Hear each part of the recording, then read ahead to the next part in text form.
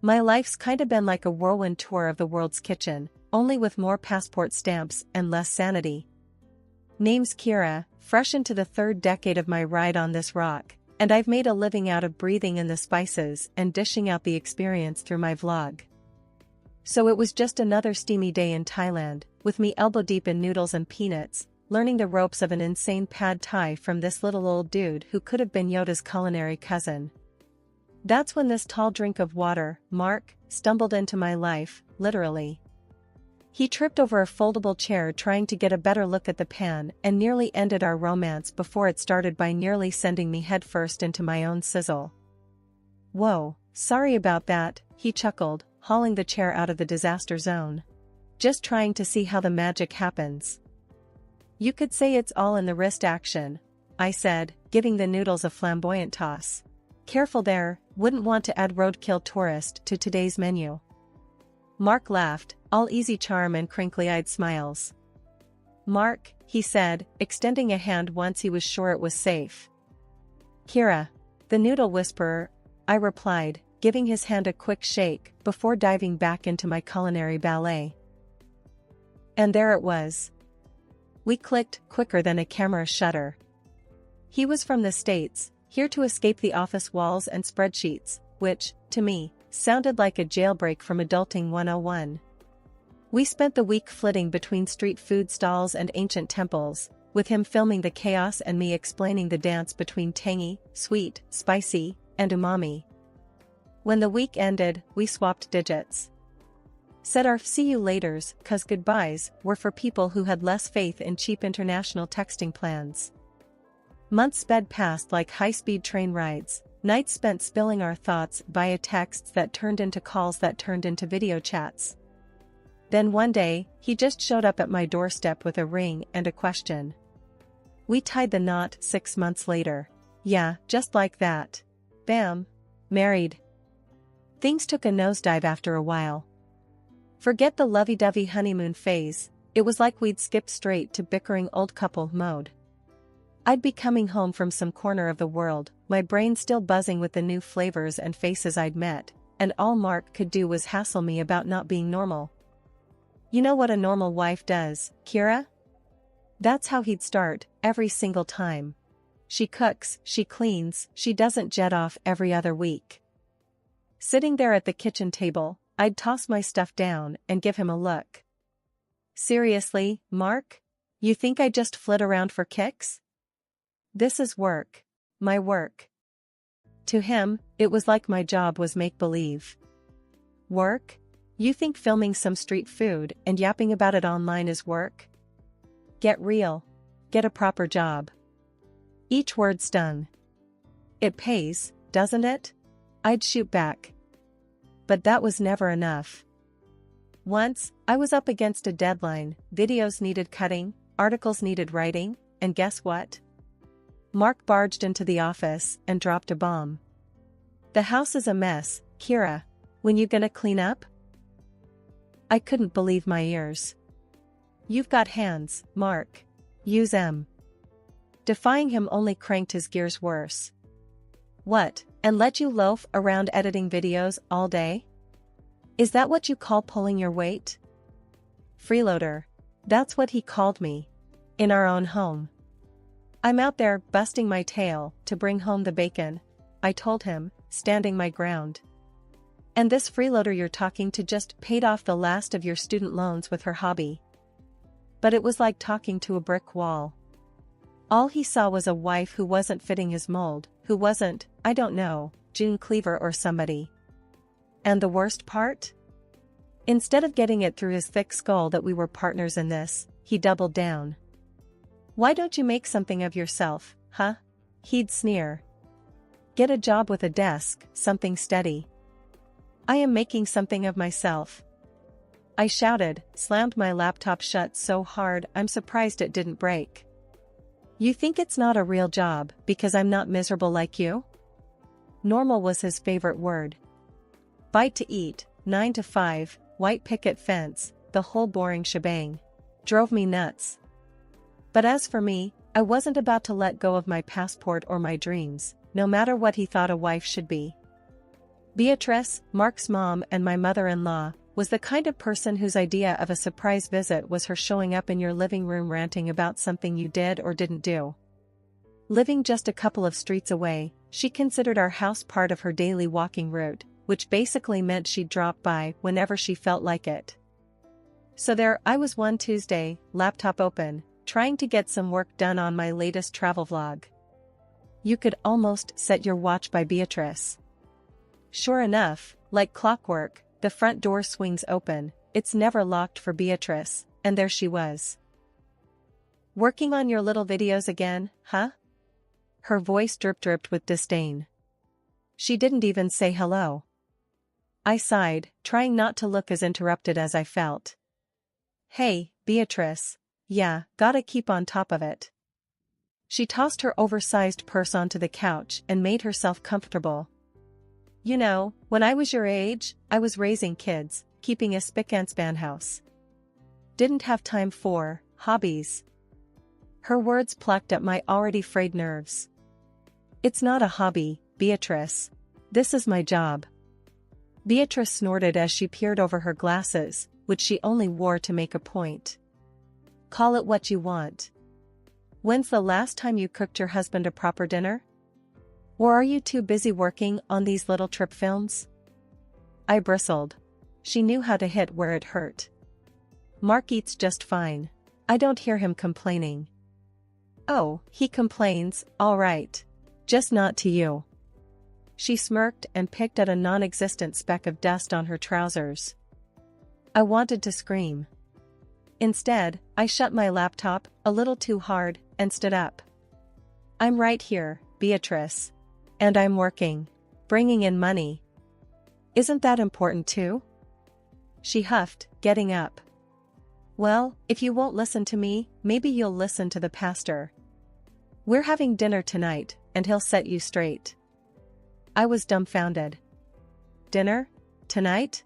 Beatrice, I have deadlines." "Not anymore. You can put off your deadlines to save your marriage. I've seen the signs, Kira. It's now or never." Fuming, I barely managed to keep a civil tone. "Fine. But this is our life, not just mine or Mark's. Don't you forget that." Beatrice smirked, triumphant. "We'll see," she said, and plucked her purse up again. 6 o'clock. And wear something nice for a change. After the door clicked shut, the silence thudded in my ears like the after-ringing of a bell. So much for a quiet workday at home. Now I had to deal with a dinner ambush and a pastor mediating my marriage? Great, just great. Cooking had always been my kind of therapy, mixing flavors like I mixed colors on a canvas. But here came Beatrice, marching into my sanctuary like she owned the place, ready to burn it down with a single glance. That Thursday, I was in the zone, chopping vegetables for a stir-fry, another recipe I'd picked up from my travels. The door flew open and Beatrice waltzed in, all frowns and scowls. "What's that smell?" was the greeting I got. No hello, as usual. I kept the irritation out of my voice, doing my best to stay polite. "Stir-fry. It's a recipe from Thailand," I replied, hoping she'd just sit down and maybe, just maybe, keep her opinions to herself for once. But no dice. "Can't you make anything normal? Real food?" Beatrice scoffed, planting her hands on her hips. I could feel the anger bunched up at the base of my throat, but I swallowed it down, trying to preserve some peace. "I just thought we'd try something new," I said. Mark poked at the food with a fork like he was testing if a piece of roadkill was ready to be scraped off the pavement. "New? I've seen better-looking garbage." "You tell her, Mark," Beatrice egged him on, her arms crossed over her chest. "Yeah, Kira, stick to what you know, which isn't much," he chuckled. His mom laughed along, slapping him playfully on the arm. I felt my cheeks burning up. This was too much, even for me. But before I could come up with anything to say, Beatrice grabbed the skillet from the stove. "Don't waste our time with this garbage," she hurled the contents of the skillet into the trash can. The room fell silent except for the hiss of leftover heat on the empty pan. I stood there, frozen, trying to wrap my head around the fact that the meal I had spent the last hour preparing was now mixed in with coffee grounds and eggshells. My effort to please, to do something different, felt foolish now. I looked at the trash, and I could feel every cruel word and snide remark they ever threw at me sticking to my skin. I couldn't even be mad anymore, it felt pointless. I started to clean up, my movements automatic. The kitchen felt colder now. I knew I should be angry, I should scream or cry or something to show them this wasn't okay. But instead, I just moved quietly, picking up the pieces of my failed attempt at dinner, at trying something, anything, to make this life I was living feel like it had a bit of me in it. The day had heated up more than the forecast said. It was Beatrice's birthday, and against my better judgment, I had gone and got her something special. Wrapped the gift myself, this mirror from Morocco, all hand-painted tiles and real craftsmanship. I thought she might appreciate something unique, something not from the department store clearance shelf. So what did you get her? Mark eyed me as he sprawled over the couch like some lazy cat. Something nice? I said, my hands tweaking the bow on the package, trying to smooth down my rising nerves. He chuckled. You're nice, and her nice ain't the same, Kira. We were in the dining room, this shrine to dark wood and silence, waiting for the queen herself to show up. I heard her before I saw her, that voice curdling the air. Mark, what's the hold-up? There's cake waiting. She swept in, her gaze fell on the gift, and she frowned. What's that? I handed over the package with a hopeful smile. Happy birthday, Beatrice. She looked at me like I was offering a dead rat. But she took it, shredded the paper, and held up the mirror. What in the world is this? I felt Mark's stare burning into my scalp. It's a mirror, handmade from Morocco. I thought it was beautiful, unique. Unique? She squawked, her face scrunching up. It's hideous. And before I could even blink, she slammed the thing onto the floor. Shattered glass skittered across the tiles like wicked ice.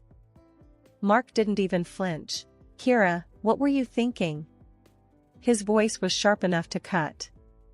I stared at the broken mirror, feeling something inside me splinter along with it. I'm sorry, I thought. She cut me off with a wave of her hand, turned to Mark. Tell your wife to stick to cash. Can't go wrong with money. I felt the shards of my patience giving away under my feet. I went to my purse, pulled out an envelope, last-minute insurance I knew I might need, and handed her 5 crisp $100 bills. Here, I said, trying to hide the trembling in my words. She snatched the cash hungrily. Well, that's more like it. Mark walked over, swept a piece of broken mirror with his shoe, looking at me like I was the mess he had to clean up. Next time, just ask me what to get her, he snapped. I dumped the shards into the bin, listening to them tinkle like a chandelier in a quake. A quieter, angrier part of me wished I could tell her exactly where she could stick her money, but instead, I quietly wrapped her cake slices, got through the day without another word. As the hours lurched by, the house filled with the laughter and chitter of guests, all of them ignoring the tense undercurrent that was me and them. I handed out drinks, laughed when expected, and played the part of the devoted wife and daughter-in-law. That evening I sat on the edge of the bathtub, staring at my reflection in the smaller, unbroken mirror there. If only I could buy something to fix what was broken inside, I thought. The silent room seemed to agree, and for a long time, it was the most understanding company I had. The wheels of my suitcase dragged a rhythmic clunking over the joints in the sidewalk as I walked up to my front door. I'd just gotten back from Greece. I was there for a shoot, for weeks of filming and a slice of freedom that I didn't know I was starving for until I tasted it. My keys seemed to jangle extra loud as I fitted them into the lock and swung the door open. What hit me wasn't the smell of the house or the stack of unopened mail. It was Beatrice, planted in the middle of the living room, bags piled at her feet like she'd just claimed a spot on the subway. I'm moving in. she declared, her voice brooking no argument. I felt my exhaustion evaporate into a tight ball of anxiety in my chest. What? Why? She eyed me like I was being thick on purpose. Rent's killing me, and since you're never around, it makes sense. I'll take the guest room. This was the worst kind of surprise, the kind that didn't bring any joy, just a heavy weight. I looked to Mark, seeking an ally, but his face was set in stone. Yeah, Kira, why the hell not? Makes sense to me, Mark said. I heard in his voice the finality of a door slamming shut. But, Mark, He cut me off with a sharp wave of his hand. Don't start. You've been freeloading off my space for years. The word stung, like rubbing alcohol on a fresh cut. That's when my hand dove into my bag, rummaging past the trinkets and memories of Greece until my fingers wrapped around the envelope, the one I kept tucked away for moments impossible to predict. I slapped the divorce papers on the coffee table between us. They seemed to hover for a second before landing, a soft sweep in the tense air. I want a divorce. For a moment, Mark just stared, and the only sound was Beatrice's slow inhale as if she was about to dive underwater. He picked up the papers, and I braced myself for yelling, for pleading, anything. But without saying a word, he scrawled his name across the bottom and tossed them back at me like they were a takeout menu he didn't want. Beatrice, her eyes gleaming like when she found $50 in a coat pocket, actually clapped. It's about time. I looked between the two of them, this pair that was supposed to be my family, and I felt nothing but the need to fill up my lungs. I didn't belong here, maybe I never did. With one last look at the shell of what used to be my life, I grabbed my suitcase. Where you going, Kira? Mark's voice was a dull blade, not cutting enough to hurt anymore. Anywhere but here. My voice came out steadier than I felt. There were no goodbyes, just the click of the door behind me, a soft punctuation mark on the end of a very long, very tiring sentence. It's strange how life can do a 180 when you're least expecting it. A few months since the divorce and life settled into a new kind of normal. My apartment might have been smaller than the house, but it was mine. I was in the middle of a tea brewing ritual that had become my new little evening piece when there was a knock at the door. I opened the door, and there they were, Mark and Beatrice. Like they'd just been out for a walk and decided to stop by. We saw your TV show, Mark said, shoving his hands into his pockets, a sheepish grin smeared across his face like a kid caught with his hand in the cookie jar. Beatrice just stood there, a forced smile stretching her lips tight. Yeah? I said, nursing my mug, not stepping aside to let them in. You watching TV together now? You're doing well, huh? Beatrice chimed in, peering over Mark's shoulder to get a look inside the apartment. I leaned against the door frame, taking a slow sip, feeling the heat of the tea and the situation. I suppose, I replied, the edge of a laugh bubbling beneath the surface. It wasn't just small talk they were after, I could smell it. These two never came without an agenda. Beatrice looked desperate, fidgeting with her purse strap, and Mark looked like he was about to try selling me a used car that was 2 steps away from the junkyard. They tried to butter me up with compliments, nodding at my tiny living room as if it was a palace, but I wasn't biting. Their tune changed rapidly when the buttering didn't work. Look, Kira. Mark's gaze darted around, avoiding mine. Things ain't been so great since you left. Financially, I mean. I raised an eyebrow. Is that right? And it's not just about money, Beatrice piped up. It's lonely. We miss you. I couldn't help it then, I laughed. It was dry and had the edge of years of bottled-up frustrations behind it. You miss me? Well, that's a neat trick. Mark's face flushed a shade of guilt so vivid I almost felt sorry for him. Almost. We just thought, maybe we could start over. I leaned closer, making sure they could see the lack of sympathy in my eyes. You thought wrong. I've moved on, and this? I paused, gesturing to the space between us with my mug. This is me being happy. Without the drama, without the mess. You two were the best bad decision I ever walked away from. Beatrice's mouth snapped shut, her face folding into a scowl. Mark just stood there like I'd slapped him across the face.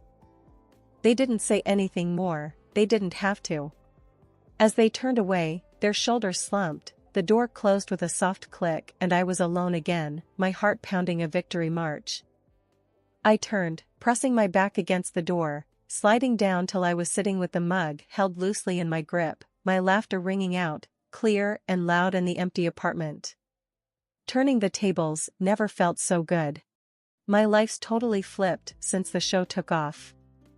People can't seem to get enough of me eating my way through the most out-of-way places and bringing back killer recipes. I guess it's true what they say, everyone loves a good comeback story, and mine's being served up nice and spicy. As I sat scrolling through my socials, watching the follower count tick up like it's got somewhere to be, my doorbell rings.